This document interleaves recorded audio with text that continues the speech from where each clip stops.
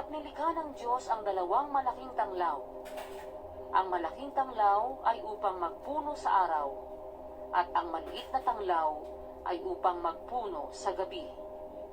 Nilikha rin niya ang mga bituin, at mga inilagay ng Diyos sa kalawakan ng langit upang tumanglaw sa ibabaw ng lupa, at upang magpuno sa araw at sa gabi, at upang maghiwalay ng liwanag sa kadiliman.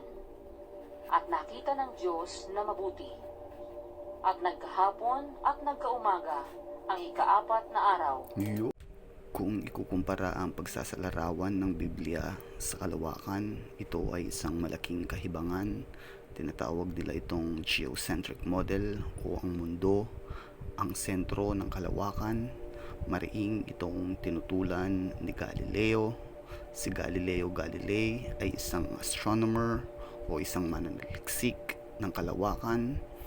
Pinarusahan siya ng simbahan dahil sa pagsasabi na ang mundo ay hindi sentro ng sanlibutan. Ito ang heliocentric model of the solar system.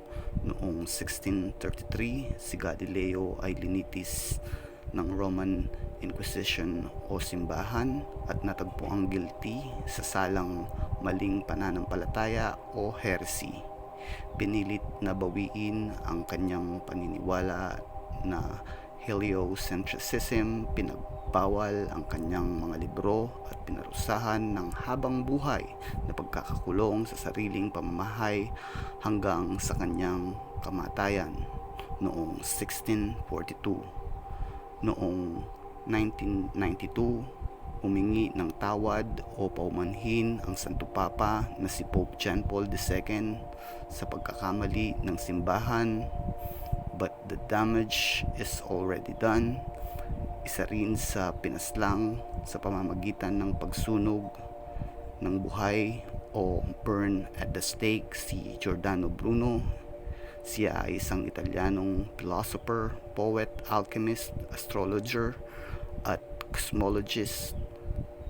Dahil ito ay salungat sa paniniwala at doktrina ng simbahan, pinaratangan siya ng blasphemy, immoral conduct at heresy.